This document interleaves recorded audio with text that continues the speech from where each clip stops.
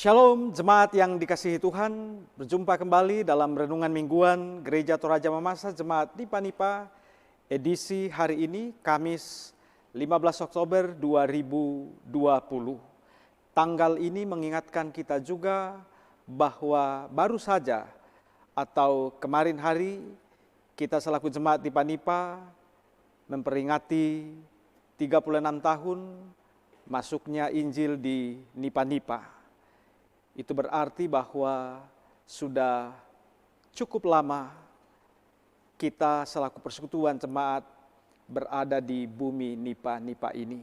Dan kita bersyukur bahwa dalam tuntunan Tuhan kita tetap eksis sebagai sebuah persekutuan jemaat yang tentunya Tuhan harapkan kita menjadi saksinya di tengah-tengah dunia ini, lebih khusus di lingkungan di mana kita berada. Doa dan harapan kami, Ibu Bapa, Saudara-saudari, dalam kondisi yang sehat. Dan sebelum kita membaca dan merenungkan firman Tuhan, kita awali dengan sebuah lagu dan sebelumnya itu nanti juga kita akan berdoa. Kidung Jemaat 428, bait yang ke-6.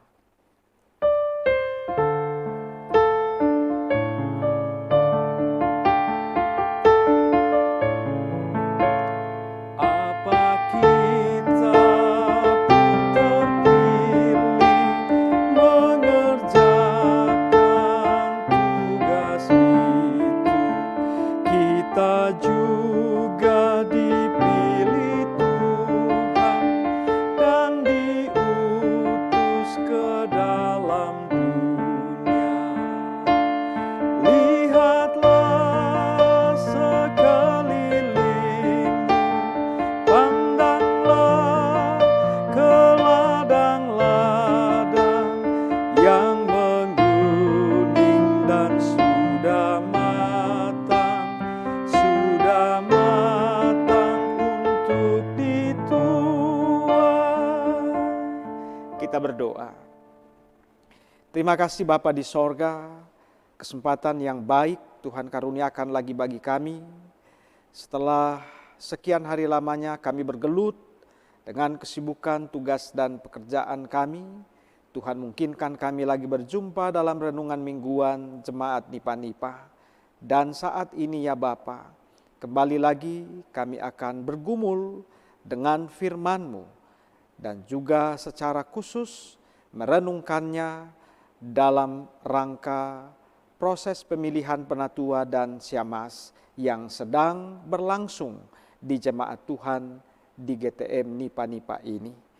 Ya Roh Kudus Tuhan, Engkau menuntun hamba-Mu, bahkan semua kami selaku pendengar, sehingga firman-Mu dapat kami mengerti dan menuntun kami dalam menggumuli perkara yang sedang kami bersama-sama hadapi saat ini, yaitu proses pemilihan penatua dan syammas yang kami akan lakukan bahkan sudah berlangsung sekian minggu ini. Di dalam tuntunan Roh Kudus Tuhan, kami membaca dan merenungkan sabda-Mu. Haleluya. Amin.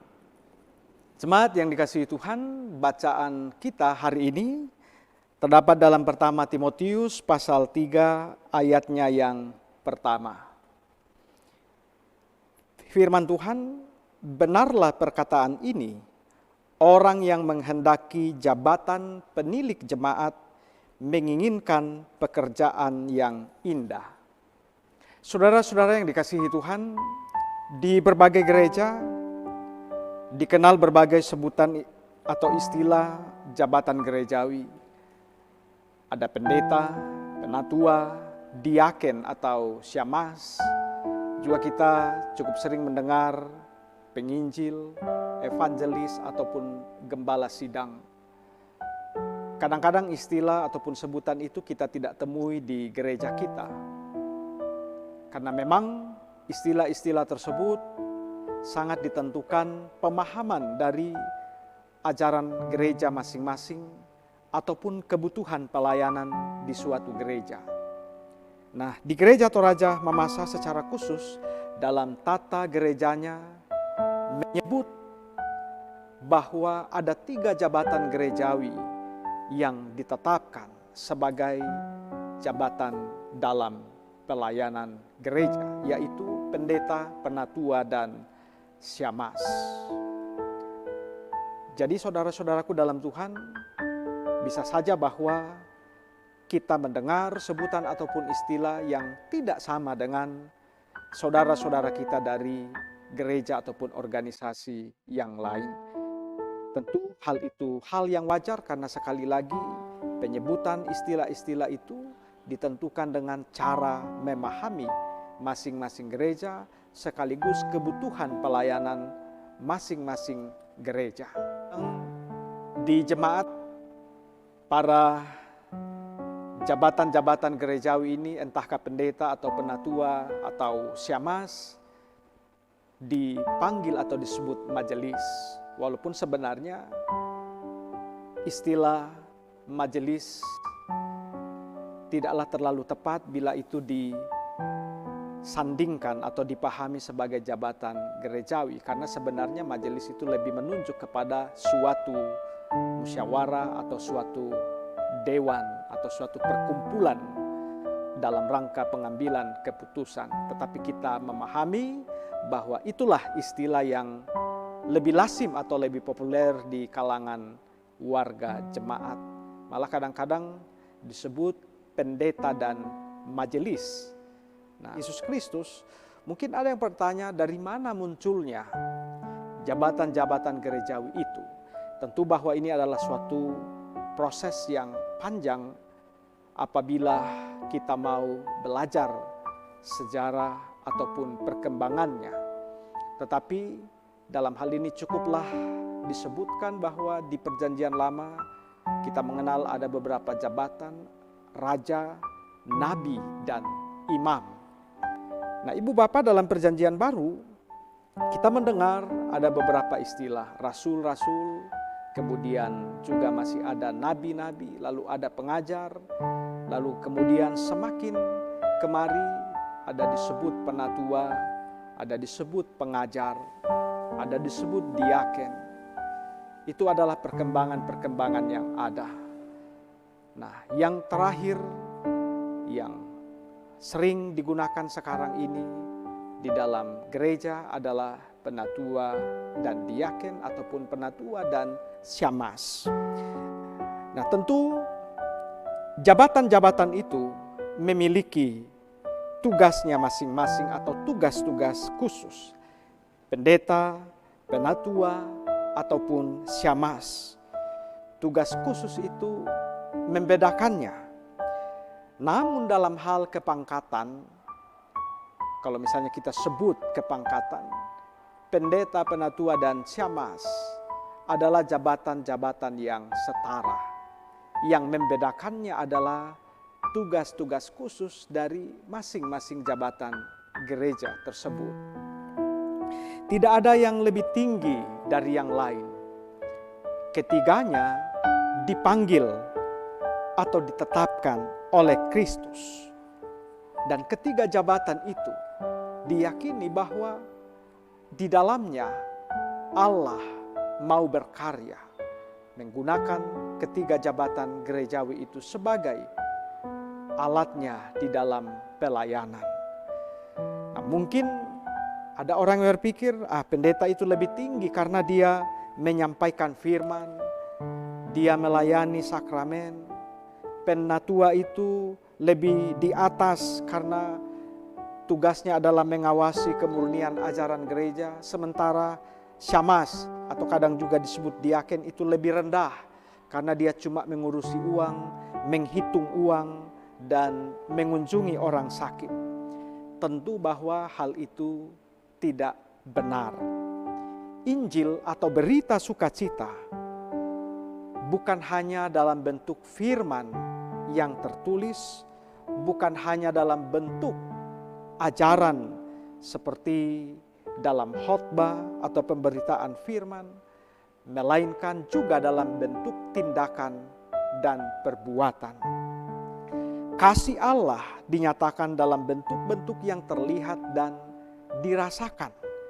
Atau dengan kata lain, Allah menyatakan kasih-Nya dan kehendak-Nya juga dalam hal-hal yang bersifat fisik ataupun material.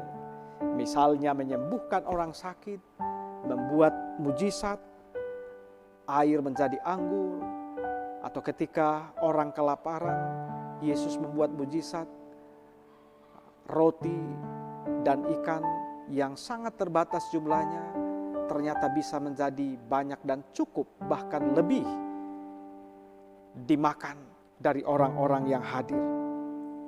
Jadi semuanya atau sesungguhnya dalam kesemua jabatan gereja itu, baik pendeta, penatua dan syamans, bekerja dalam roh yang satu, yaitu Roh Kudus sendiri.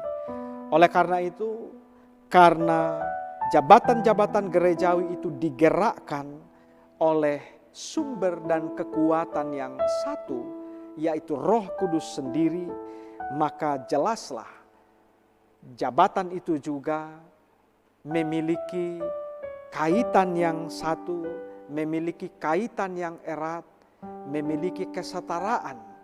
Jadi tidak ada yang lebih tinggi dari jabatan yang satu dengan jabatan yang lainnya. Yang boleh kita katakan adalah bahwa jabatan-jabatan itu setara, namun fungsi atau tugasnya ada yang berbeda. Tetapi pada prinsipnya semua atau ketiga jabatan pelayanan itu adalah jabatan-jabatan pelayanan yang Tuhan hendak pakai untuk melayani umatnya, untuk melayani jemaatnya.